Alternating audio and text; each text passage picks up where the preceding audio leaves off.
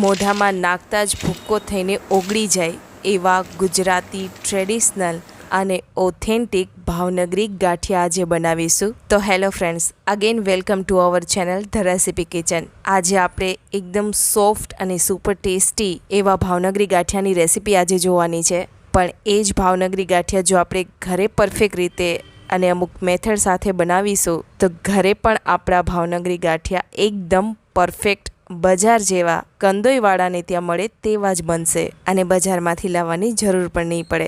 ખાસ કરીને બધા ગુજરાતીઓ માટે તો કંઈ પિકનિક હોય કે ઘરમાં કોઈ બી ઓકેઝન હોય કે ગેસ્ટ આવ્યા હોય ત્યારે આ જ ભાવનગરી ગાંઠિયા છે એ સર્વ થતા હોય છે.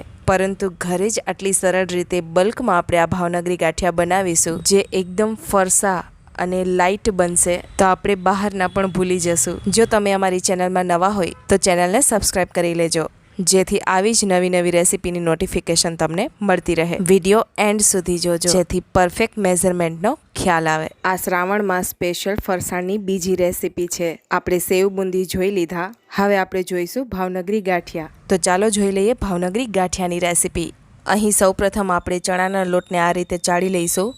અહીં મેં ઘરે જ ઘંટીમાં દળેલો ચણાનો લોટ લીધેલો છે. તમે અહીં બેસન પણ યુઝ કરી શકો છો. આ જ ચણાનો લોટ આપણે એક વાસણમાં 4 કપ જેટલો લેવાનો છે, જે વજનમાં જોઈએ તો 500 ગ્રામ જેટલો થાય છે. તો અહીં આપણે 500 ગ્રામ ચણાના લોટના આપણે ભાવનગરી ગાંઠિયા બનાવીશું.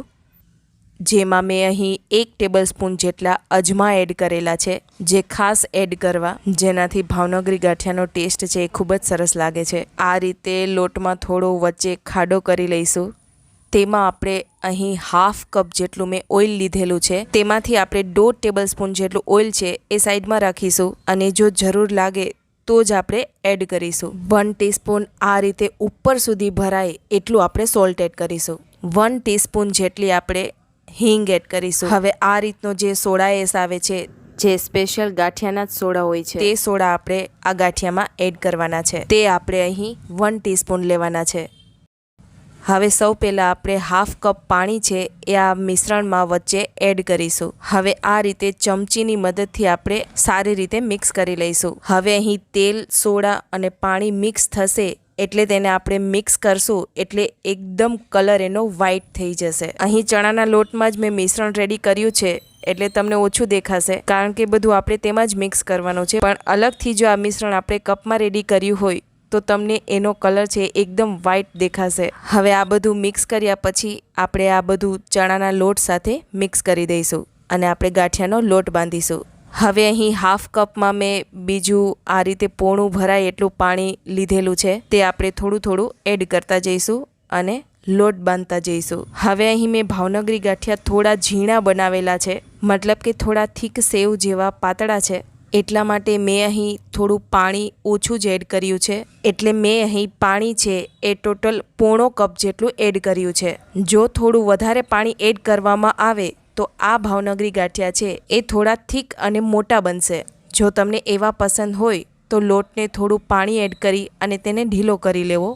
હવે આ લોટને છે આ તવેથા વડે આપણે થોડો મસળી લઈશું એટલે લોટનો કલર છે એ થોડો ચેન્જ થઈને વ્હાઈટ થઈ જશે, જેથી ગાંઠિયા પણ એકદમ વ્હાઈટ એવા દેખાશે. તમે જોઈ શકો છો આ રીતનો ગાંઠિયાનો લોટ મેં રેડી કરેલો છે.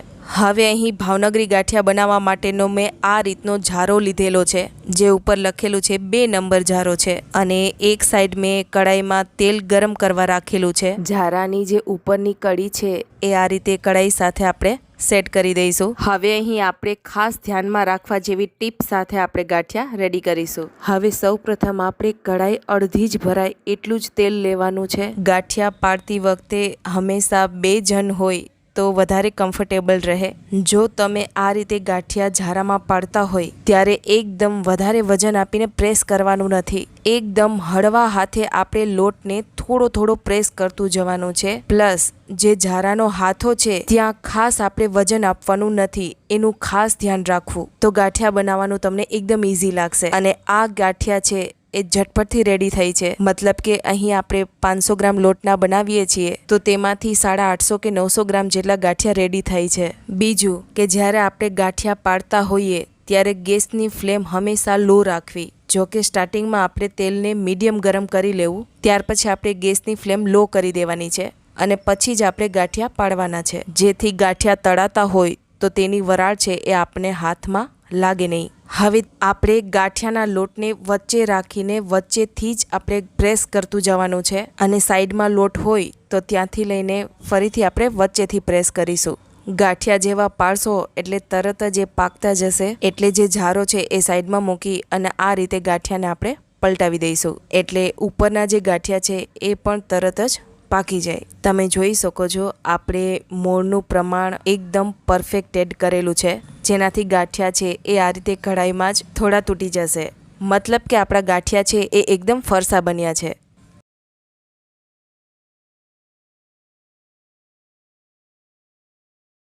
તમે જોઈ શકો છો એકદમ બજાર જેવા વ્હાઈટ બન્યા છે. ફરીથી આપણે જોઈ લઈએ. આ રીતે આપણે લોટને એકવાર તવેથા વડે મસળી લઈશું. જ્યારે આપણે ગાંઠિયા પાડીએ ત્યારે આ લોટ મસળવાની પ્રોસેસ આપણે કરવાની છે, જેથી ગાંઠિયા છે એ એકદમ વ્હાઈટ બનશે. ત્યાર પછી આપણે જે જારામાં લોટ ચોટેલો હતો તેને આપણે ઉપરથી આ રીતે તવેથા વડે કાઢી લઈશું. અહીં આપણે જારાને પૂરો સાફ કરવાની જરૂર નથી, માત્ર ઉપરની સપાટી આપણે જે લોટ ઘસેલો હોય ત્યાંથી જ આપણે લોટને કાઢી લઈશું. હવે આપણે ગાંઠિયાનો લોટ એડ કરી અને ફરીથી આપણે ગાંઠિયાને ઘસી લઈશું. અહીં મેં થોડા નાની સાઇઝમાં ભાવનગરી ગાંઠિયા બનાવેલા છે, એટલે મેં થોડો લોટને હાર્ડ રાખેલો છે. બસ આ રીતે વચ્ચેથી ઘસતું જવાનું છે અને સાઈડમાંથી લોટ લઈ અને ફરી પાછું વચ્ચેથી ઘસતું જવાનું છે. વચ્ચે જો તમને કમ્ફર્ટેબલ ન લાગે તો આ રીતે કઢાઈને સેટ કરી લેવી, જેથી ગાંઠિયા પાડવામાં ઇઝી રહે. આપણે તેને પલટાવી દઈશું. તેલમાં બબલ્સ ઓછા થઈ જાય એટલે આપણા ગાંઠિયા રેડી થઈ જાય છે. ફરીથી આપણે તેને કાઢી લઈશું. આપણા બધા ગાંઠિયા તળાઈને રેડી થઈ ગયા છે. તમને થોડું નજીકથી બતાવી દઉં. એકદમ મેલ્ટ ઇન માઉથ અને સુપર ડિલિશિયસ એવા આપણા ભાવનગરી ગાંઠિયા રેડી થઈ ગયા છે. એકદમ ફરસા બન્યા છે. ઘરના દરેક સભ્યને આ ભાવનગરી ગાંઠિયા ખૂબ જ પસંદ આવશે.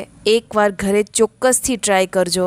માર્કેટ કરતાં પણ સારા બન્યા છે, તો હવે માર્કેટમાંથી લેવાની જરૂર પણ નહીં પડે. તમારું શું કહેવું છે? તમને લાગે છે કે આ ગાંઠિયા આપણે ઘરે બનાવ્યા હોય? લાગે છે ને એકદમ માર્કેટ સ્ટાઇલ, અને ટેસ્ટમાં પણ એવા જ બેસ્ટ બન્યા છે. તો તમે લોકો પણ આ ભાવનગરી ગાંઠિયા હવે ઘરે બનાવો અને ફેમિલી સાથે એન્જોય કરો.